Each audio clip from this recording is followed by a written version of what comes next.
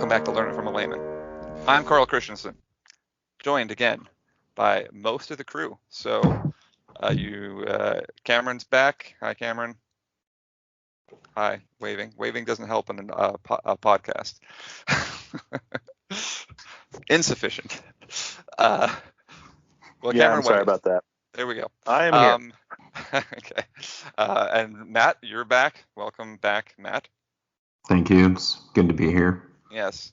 Matt contributes on a lot of our mathematical podcasts. Tim was on until the moment that we started the podcast and then jumped off. So that's about as much as he was going to contribute to tonight's podcast. Anyway, so this podcast will be about satellites. So we're going to talk about satellite structures and all kinds of satellite-related topics. And Matt is going to enlighten us on all of those things. So Matt, will you tell us a little bit about satellites? A very little bit. So you may be sitting there thinking, gee, I wish I could put a satellite into orbit, but you don't know how to go about building it or what it's going to do or how you're going to launch the thing. How are you going to get your own personal satellite up there in space and have it survive long enough to do anything worth doing? Turns out that putting a object on orbit and having it function successfully is not the easiest thing in the world. And there are a number of major factors that go into a satellite's design. And so we will talk about some of those basic things at a very basic level, giving you just enough knowledge to want to be hopefully not enough knowledge to be dangerous. Well, you can probably do some good work in Kerbal Space Program, but yeah. Anyway. Okay. All right. So the first, we'll talk about a number of different things here. We'll talk about, what satellite missions there are and there can be, and then how the mission influences how you build and design your satellite. And we'll focus mostly on some of the factors that go into engineering and design of a satellite. Now, when we talk about satellites, we're talking about artificial, man-made objects that we're going to throw in orbit around the Earth, mostly.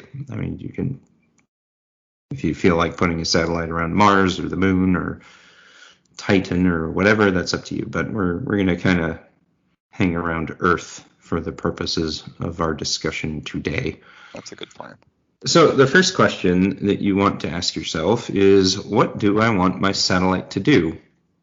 And that will dictate one of about 6 major factors that we're going to talk about.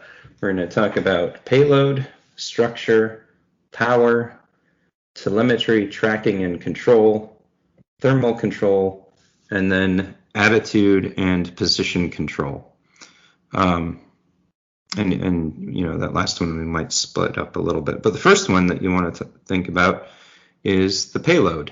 And the payload is whatever chunk of gear that you want to put in space to accomplish whatever your purpose is. So if you want to have pictures of the Earth, then your payload is going to be a camera. If you want to be able to beam signals from one place on Earth to around the world, then your payload is going to be a radio transponder. If you want to put up a navigation constellation of satellites, then your payload is going to be, really another radio transponder just sitting up there and sending out radio pings every now and then. But the payload is the thing that dictates your mission, and it really drives the rest of your satellite's design. It also tends to drive the orbit that you put your satellite in, and we will refer you to our previous podcast on the basics of orbital dynamics, or, rocket science, if you want to learn more about orbits. Now, before you move on, I don't know if you're going to keep talking about payloads, but one of the more well-known layman payloads recently was that Tesla that Elon Musk put into orbit, right? Yeah. So for the layman who is not a bazillionaire with more money than he knows what to do with, if you're putting a satellite up there, chances are you've got like one shot, and you want this thing to be effective. Now, Elon, if you're listening, it's fine if you want to flex by throwing cars into orbit, but I do wonder what the point of that thing is. It's not up there actually accomplishing much of a, contributory mission toward science or defense or the betterment of mankind, other than the fact that, we put a car in space. Yeah, publicity. Yeah. And it turns out that if your satellite is simply a car, and the purpose of your satellite is car in space, well, the rest of the considerations for your satellite really become very simple. You don't need to worry about thermal. You don't need to worry about power. You don't need to worry about mission duration or attitude or control or position control, because that's irrelevant to your mission. Your mission is car in space. Now, let's look at one of Mr. Musk's more practical satellites, and actually one of the payloads that, this goes back to actually the very first satellite ever launched, Sputnik, had a radio transponder on board for communications, and Sputnik, all it did was send out a ping that basically said, yep, I'm alive. Now, those communication satellites have evolved to the point where now we can send signals from the ground up to the satellite, bounce it to another satellite, bounce it to another satellite, and bounce it back down to the ground halfway around the world. And you can communicate from any place on the globe to any other place on the globe at the speed of light, which is pretty cool. So, for the purposes of our discussion, let's say you have a communications payload. It's a little radio with an antenna that can receive signals from somewhere, and another antenna that can transmit signals to somewhere else. And that's your payload. Yay. Sweet. Yeah. So are you done with your satellite at this point? No. No. Well, you've got your transponder. It turns out, I'm sorry, go ahead, Cameron. I am, because I wanted to be the evil dictator that threw some kind of rod up in space like Cobra did in G.I. Joe. Yes. Carl, please cut that. Movie references are what we're known for, Matt. So, that's right. Well, some international treaties that come into play if you want to go that route, but we don't want to go that route. We want to go to the route of an informative podcast. So, Tim, you have a radio frequency transponder, and you're ready to send it into orbit. Kind of. What would you need to do to prepare this thing to survive in orbit? It's sitting there on your desk. What do you need to do with it? I assume you need a power source. You do need a power source. Turns out radios do not work very well without electricity. And so that's the first factor. After you've determined your payload, really the next thing that comes into play generally is power. And it all comes down to how much power I'm going to need. And this drives kind of two things. One, you need to know how much power do you need to generate at a given moment. How many watts is your payload going to consume? And that's going to tell you, first off, what kind of battery you need and how big of a battery. Because, you think of a satellite, it's floating there in space. Does it have power all the time coming into it?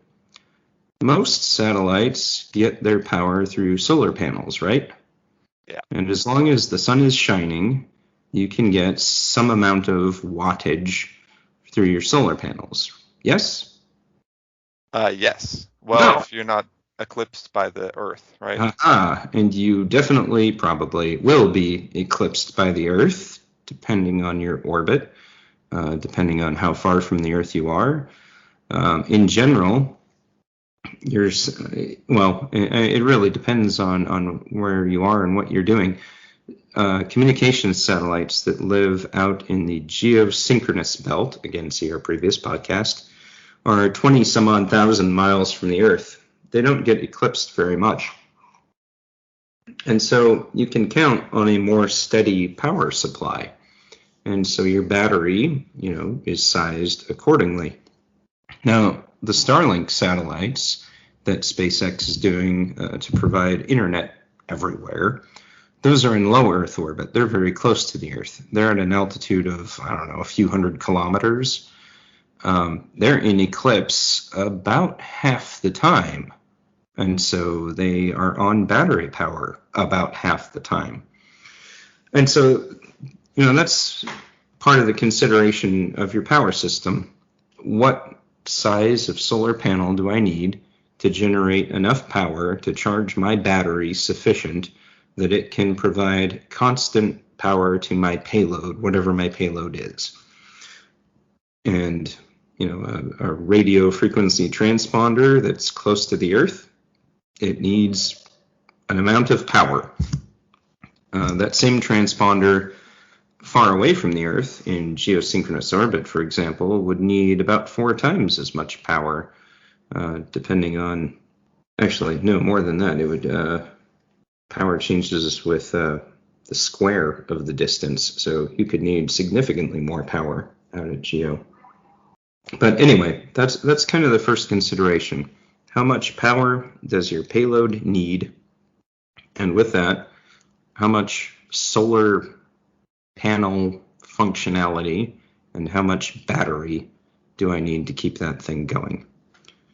So you figured that out. You have a bunch of batteries now sitting on your desk next to this radio transponder, and you have them wired up to a bunch of solar panels. And then, now what? The rocket is sitting there on the pad waiting for you to just chuck this thing on the top of it. You good to go? You probably need something to protect it from hot and cold. Ooh, thermal controls. Yes, you very much do. Turns out that space is pretty extreme when it comes to temperatures. The same satellite can have temperature variances between the side that's facing the sun and the side that is facing away from the sun that are many degrees, like hundreds of degrees Celsius. You can have one part of your satellite be absolutely frozen while the other part is boiling. And so you need a thermal management system to keep your satellite and keep its payload intact. Now, when your satellite is in eclipse, that's generally where the whole thing gets very, very cold. And so oftentimes a satellite will come with a heater to keep the payload warm. When it's on the sun side and is getting blasted by raw sunlight, well, your satellite can very quickly bake to death. And you need some way to radiate that heat away. And so satellites often come with radiators that they put on the dark side, the back side, to help radiate that heat away. Is that a problem in the space where, as I understand it, don't objects in space have a hard time radiating heat because there's no medium to be radiated into? Kind of. I think we did talk about the basics of thermodynamics. There's really 2 ways to transfer heat.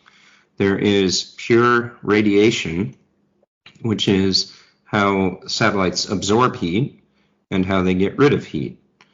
And then there is heat transfer through contact with something else, convection or contact. Convection is contact with some kind of fluid like air. Well, it turns out in space there's not much of that. And so, yes, your only heat transfer mechanism is pure radiation, and it is the least effective heat transfer mechanism. So it is very difficult to have a satellite radiate heat away. And it turns out the sun the sun cares not that radiation is the least effective heat transfer mechanism. It is generating so much radiation that it doesn't matter. And all of these thermal considerations are why, when you look at a picture of a spacecraft, it generally looks very shiny and sparkly and often gold. And it's many parts of it are often, they look like they're covered in a metal foil. Well, that foil is just a reflective, foil. And it's designed to bounce radiation away from the satellite, reflect it, prevent the satellite body from absorbing that incoming heat. And satellites can get more or less complex with their thermal controls. You can have louvered surfaces on your satellite where you have a circle with slits cut in it, and it will rotate to allow a non-reflective surface to absorb heat when needed, and then it will rotate again so that the slits change orientation, cover up those absorptive surfaces, and only leave reflective surfaces showing, so that the satellite becomes more reflective and absorbs less heat. Hey, Matt, so you're talking all about heat right now, but aren't there other things, forces, charges being radiated by the sun that could possibly damage your satellite, like electromagnetic forces? Yes. Let's talk about that soon. Okay. So at this point, though, your satellite payload is sitting on your desk. There's some batteries sitting next to the payload. There's some solar panels flopping around, and you have a wad of reflective foil and maybe a radiator and some other stuff. Are you ready to throw this thing on top of a rocket now? So once again, we're not going with Cameron's movie reference, the G.I. Joe thing. Even that thing needed more than where you're at. No, I'm guessing that there's probably more involved, though I can't imagine what it would be. Well, maybe you might consider putting some kind of structure together to tie all those pieces together to house them. And so the structure would be the next factor to consider in the design. And it really is just the box that you put it in and that you attach things to. And there are a number of considerations for what you want to have in your satellite structure, but some of the basic ones, touching on thermal control. Your thermal control system is good, but you want your structure to be able to withstand some of those temperature extremes. There is such a thing as cold welding, where metals can literally stick themselves together just by contact if they become too cold. And so your thermal system needs to provide appropriate temperature for the joints, but also you need to engineer the structure and those joints such that any parts that aren't thermally controlled are not going to cold weld themselves. So that's kind of like the tongue on the flagpole situation. Yeah. So you want to sort of against that. Yeah, I think, yeah. That's not an image I would have used, but close enough, yes. Perfect. The other thing that the structure does is provide some level of protection against all of the stuff that is floating around up there. Now, a lot of people worry about space junk, and that's the thing. It turns out that man-made space junk is just a portion of all of the objects that you find zipping around in space. And keep in mind, when you're in orbit, you're at ground speed numbers that are in the teens when it comes to Mach speed. Mach 15, 16, 20. You're going pretty quick. If you have two objects collide, you can get closing speeds upward of Mach 20. That's phenomenally fast, and oftentimes satellites don't survive such collisions. But you do get other things, micrometeoroids, and all of these things can bump into you. your structure needs to be able to provide some level of ballistic protection in case something whacks into it.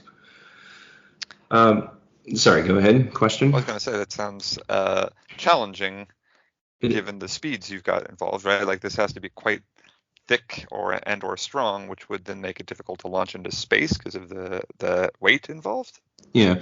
In general, you're not going to engineer yourself a bulletproof satellite. You're going to engineer a satellite that will be able to withstand such and such an impact at such and such a speed with such and such mass of projectile, something on the order of grams. Basically, you don't want your satellite to get shredded by space dust. Anything much larger than that, yeah, you're out of luck unless you're, even the Tesla that you chucked into space, that would very quickly be perforated by some of these objects. You start to put a space tank up there, maybe you'll survive, but that does become a little bit impractical in terms of the weight and so forth. Yes, I'd imagine so. Yeah. So is along the idea, go ahead, Cameron. Out there that could move the satellite.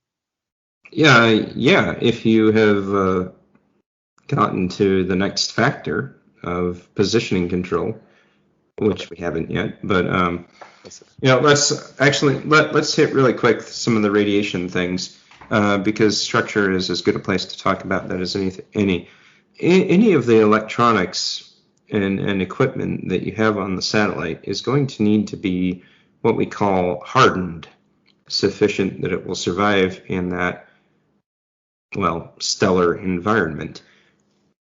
Turns out, sitting here on planet Earth, we're protected from a lot of very harmful, very high energy, very destructive radiation. And we're protected by Earth's atmosphere and Earth's magnetosphere. Well, when you leave the atmosphere and when you're zipping around the magnetosphere, sometimes in it, sometimes out of it, you don't have a lot of that protection. And so your electronics can be disrupted or corrupted or just flat out fried by cosmic radiation if they are not sufficiently hardened. And when you go to your local electronics store to buy parts, you're going to find two bins of electronics parts. You're going to find the bin for every terrestrial application that a sane person would want to buy electronics for, your Xbox, your refrigerator, your TV. And then you'll find another bin of electronics parts for the lunatics that are putting things in space. Turns out the space bin is significantly more expensive. So yeah, you have your regular electronics, and then you have spacecraft quality hardened electronics. And there are different levels of hardening because depending on where you are in space, you're exposed to different levels of radiation.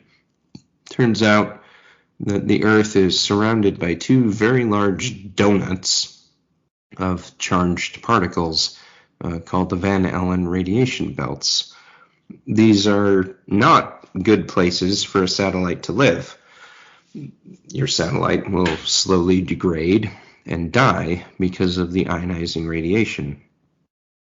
And so, and those belts, they live at a couple thousand kilometers to something like 15, 16,000, 18, I don't know. They're very large, and they're in the band that we call medium Earth orbit. Well, you don't find a lot of satellites in medium Earth orbit except for GPS. GPS, the entire constellation lives in medium Earth orbit because that's the ideal position for the GPS payload. And in order to survive up there, all of the GPS spacecraft are, they're very, very hardened, and they still have a limited design life. Their electronics will be degraded and decay over time, and they will eventually die. But all of those satellites have enough hardening that they can survive for however many decades they need to fulfill their mission. A satellite doing a similar type of mission in geosynchronous orbit or in low Earth orbit would not need the same amount of hardening because they aren't exposed to the same constant radiation environment.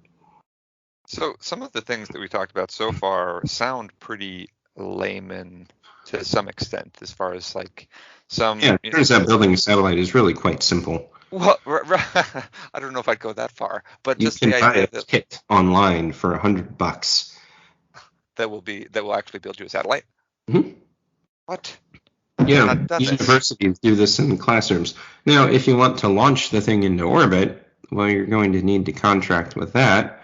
And on the low end, you're looking at $5 million. On the high end, you're looking at, what is the cost of, well, take your $5 million and add multiple zeros to it. That's a lot. Yeah. So that's not like a thing that, but besides the money, like you can't just, it's not like people are launching satellites all over the place. It's not like there's some site where you can sign up to launch your satellite into space, right? Well, it depends on who you are. If you are Iran, you can do what you want, but we'll get into that when we're done talking about your satellite design. Okay. All right. Right now, you have a box, you have a structure, you've appropriately shielded your electronics, you have a payload, you have your power supply and your batteries, you have your thermal blankets to provide insulation and reflection as appropriate, and your satellite is now ready to go? Yes. No. Foolish layman. No, we need to be able to control the satellite. You definitely need to be able to control the satellite, and that's the next part. Regardless of what your satellite's payload is, even if it's a comms bird, it's going to need another radio on board so that it can receive instructions from the ground station, and so that it can communicate back to its ground station. Communicate system health, communicate its position, communicate data on its mission, its functionality, all of these things that you need to know if you're going to operate this thing. In general, this is called Telemetry, Tracking, and Control, or TT&C. And it is generally a pretty simple radio system, with an antenna, a transponder, and then it's wired into the satellite's main computer that receives health data and all of these other things. And so this is kind of the next system that you need, is your command and control, your telemetry and tracking system. Once you've got that on there, are you ready to go? I keep saying yes, but I keep being wrong. So Yeah. I think there's something else we need, but I don't know. With your last sentence, Which way do you want your satellite to point? North. If you have north, okay, good. If you have a communications satellite, generally you want the antenna pointed at Earth, right? That'd be a good idea, yeah. It would be a good idea. So the next thing that you need is an attitude control system, or an ACS. This can be any number of things. This can be as simple as a long extendable pole with a weight on the end that is, based on Earth's gravitational field. That pole will be pulled earthward, down, and that will orient your satellite. Yay. It can be as complex as having thrusters mounted on the different corners of your satellite to fire off in opposed manners that create rotation. Or you can have what we call reaction wheels, where if you spin a wheel inside your satellite, turns out the satellite will spin in the opposite direction because of conservation of momentum and inertia. Simply turning a wheel inside the satellite in some direction will move the whole frame of the satellite in the opposite direction. And if you have those wheels in a couple different axes, then you can have three-dimensional attitude control. Now, that goes back into some of your other considerations. Your structure has to be big enough to accommodate that. Your power system has to be able to provide enough power for whatever system you've selected. Reaction wheels consume electricity that a weighted boom does not. Thrusters don't necessarily consume electricity, but they do consume a finite supply of propellant. And so when you run out of that propellant, you run out of the ability to control the attitude of your satellite. Now, related to this, but different, is your position control. Attitude control does not necessarily have to consume propellant. This is just controlling where the satellite is pointing. And you can do that with wheels, and you can do that with the weighted boom or whatever. But in order to control position, you have to have a thruster, and you have to expend mass and fuel. So a lot of shows show people shutting doors in spacecrafts with wheels like they do in submarines. So wouldn't that cause the spacecraft to move? Oh, yeah, it totally would. Okay. If you're cranking a circle like that, yeah, there will be an opposed rotation. Now, the amount of rotation depends on the relative mass of the thing rotating as compared to the rest of the satellite. So if you're in a large manned spacecraft, the amount of rotation that you get from, winding a door shut is going to be next to negligible. But yeah, there will be something there. So that's blowing my mind right now, just thinking about that. So yeah. So much in my life. Yeah.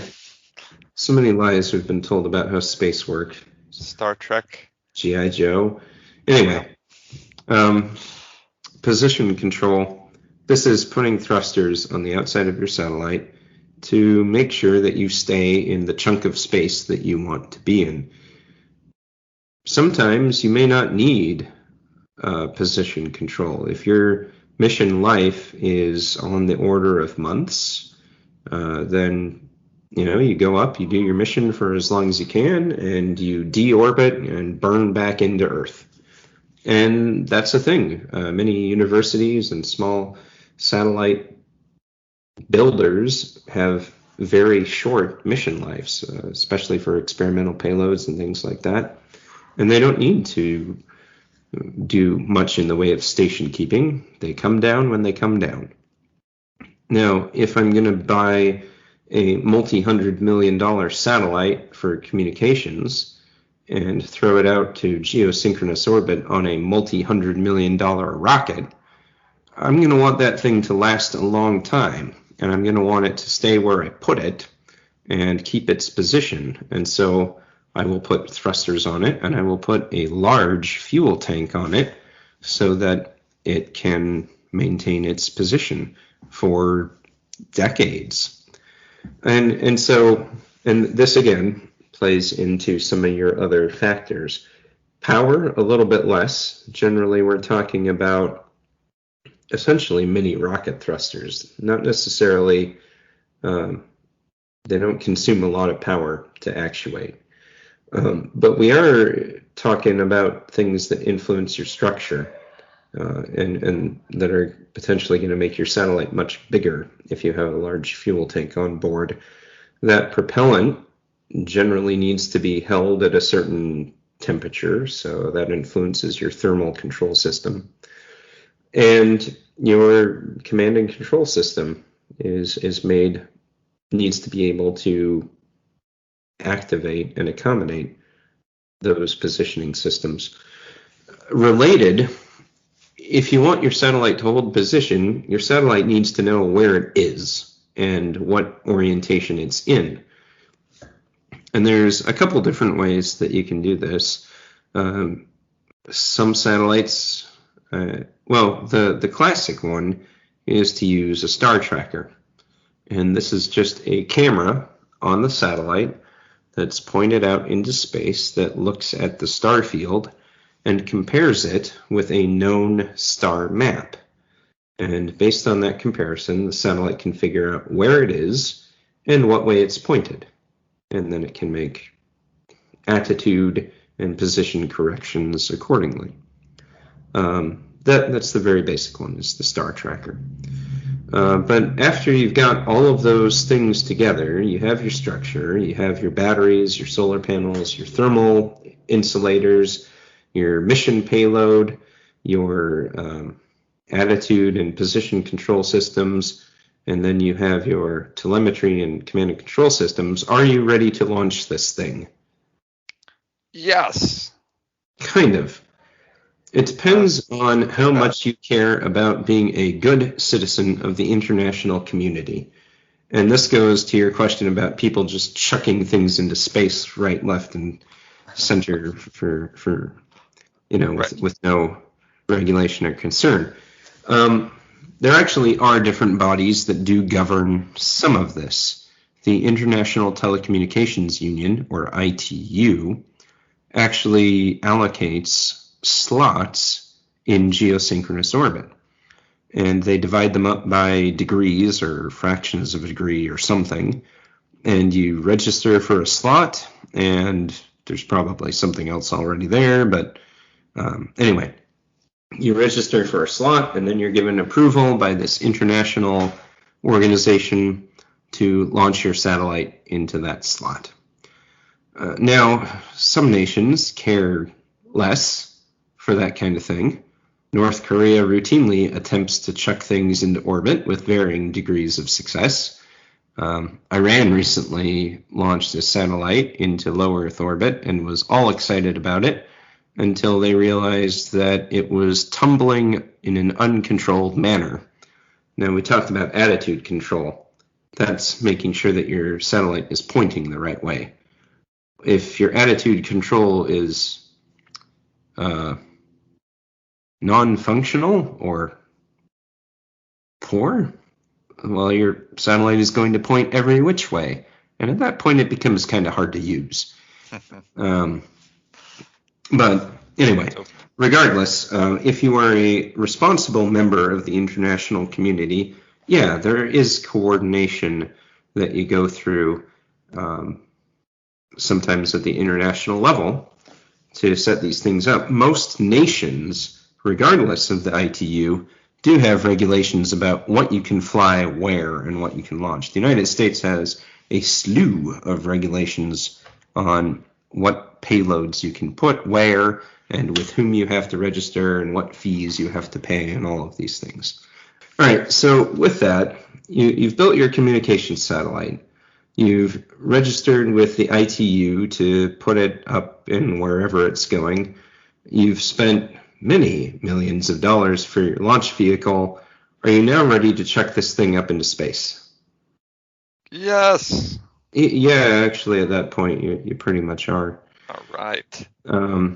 It turns out that building a satellite is both very difficult and also pretty straightforward. There are a number of gotchas, and I should explain, I am not and never have been a satellite engineer. I have never built a satellite. I never will build a satellite. I'm not that cool.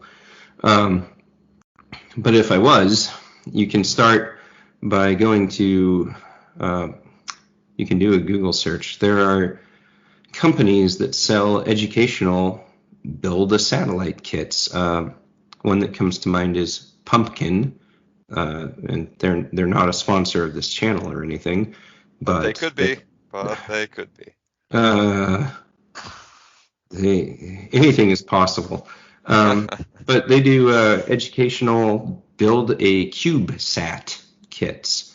CubeSat is a class of satellite that is measured in how many 10 by 10 by 10 centimeter units it takes up.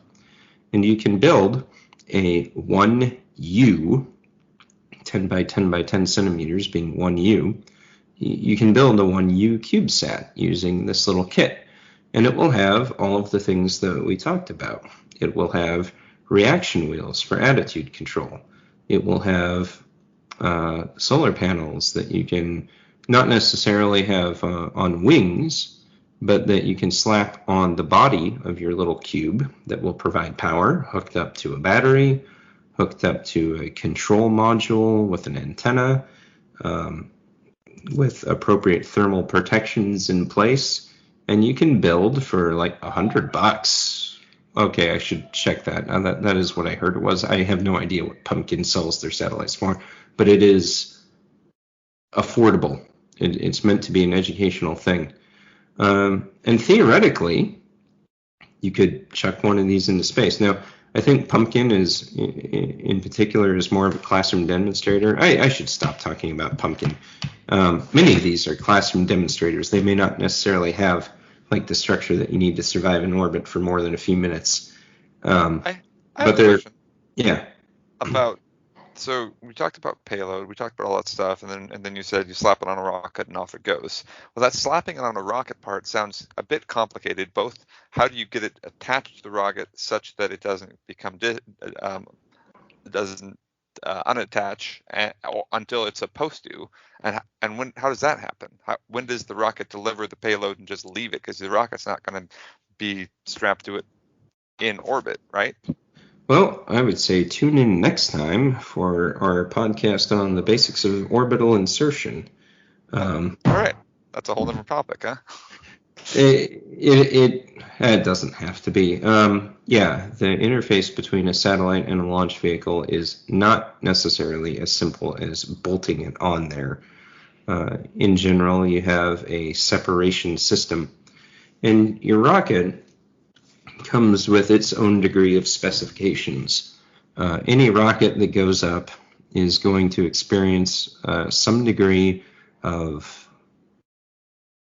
shock, vibration, maximum pressure, maximum g-forces, and satellites that go up generally go through a torture test of stresses and strains to make sure that they're going to survive the ride to orbit. A shock and vibe test, shock and vibration. You bolt the satellite onto a vibrating table and you shake it for a long time. And if anything comes loose and rattles around, well, you know that your structure is not up to snuff because your satellite will not survive the trip to orbit. Thermal vac is another test. They put the satellite in an oven, they suck the air out of it, and they crank the temperature up, and they bake it, and they make sure that the satellite can survive that environment.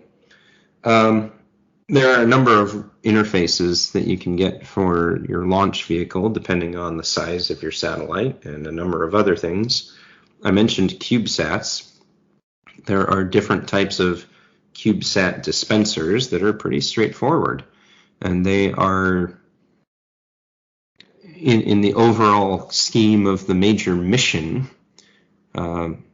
they're controlled to release their CubeSat payloads at a specific time in flight. Generally, if you're a CubeSat, you're not going to be the primary payload on a rocket. You're going to be one of many secondary payloads, and you're just hitching a ride into space, literally. Slightly larger satellites may fall into something called the Espa class. These are satellites about the size of a mini fridge or around there. The United States has designed something called an Espa Ring, which is a ring with 6 ports that you can put on some of the larger launch vehicles. On top of the ring, you have your large payload, a GPS satellite, some other big thing, whether a government mission or a large communications bird or whatever. And then around the base of this ring, you can have 6 other smaller mini fridge satellites, and you can hitch a ride into space that way. And again, in the scheme of the overall mission plan, those secondary payloads will be jettisoned from the Espa Ring at the appropriate time in flight. If you're a larger satellite, the GPS thing that's the main ride, then yeah, you're going to have your own release system, and you may even have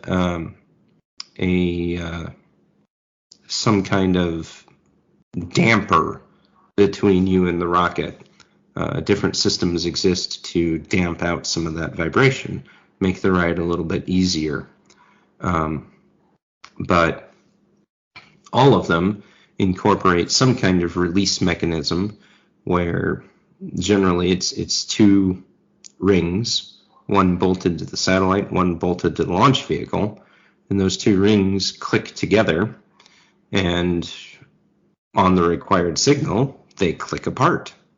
And they're spring-loaded so that they literally just blast each other apart. Not blast, but spring each other apart. So yeah, release mechanisms and ride share and all of that could be another topic. But yeah, it's a thing that the community has kind of really standardized a lot of, is how your satellites of different sizes would interface with different launch vehicles to get to wherever it is they need to go in orbit.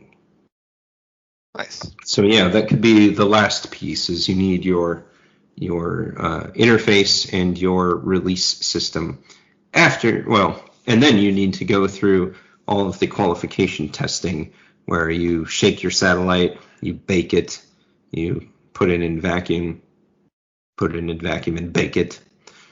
Do all of those things, make sure it'll survive the flight, and then you're good to go. So I just did a quick look at Pumpkin Space. Mm-hmm. Depending on your kit, they're starting to between $6,000 to $8,500. Okay. And then you can customize it up there anywhere. I'm guessing you can get to about $100,000 for whatever you're putting in space. Yeah, I know they had some classroom kits where the body is, clear, so that you can see all of the parts that you're assembling. I wouldn't launch that into space, but it's pretty straightforward. It has all of the stuff that you need to do whatever you're doing. Okay, so a couple things to There's make a number of those companies. Sorry, go ahead, Carl. Well, let's put a bow on a couple of things. So, because I know that we've talked about how potentially laymen putting a satellite into space could be, though I think we're probably underselling how difficult it probably is in practice. But, well, in some ways at least. But for the reason the layman would be interested in satellites, for many reasons, beside the fact of building one would be pretty cool, it's also the case that so much we do in life now does, to some degree, depend on satellites. It's probably useful to know, how they got there, what they do, what lifespan is, what problems they're dealing with. Because I know that there's these articles I keep reading about, like, electrical storms disrupting satellites, and how that's going to eventually happen and bring down cell networks. Is that a thing, Matt? So it depends. We do rely on satellites for a number of things. Telecommunications is a big one. Many of your TV broadcasts, in fact, like almost all of them, bounce off a satellite at some point or other. GPS does not just do navigation, it also does timing, very precise timing.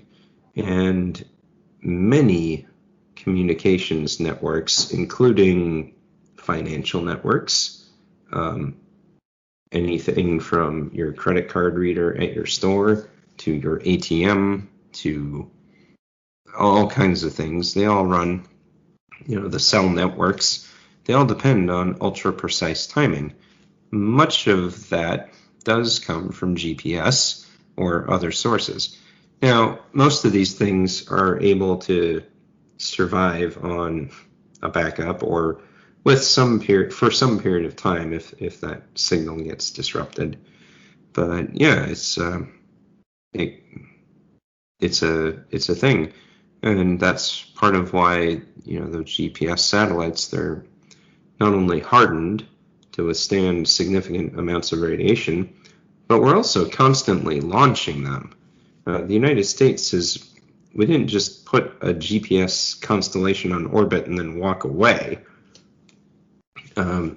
This was recognized as an enduring need, and so every year a significant number of GPS satellites get shot into orbit to replace the old ones.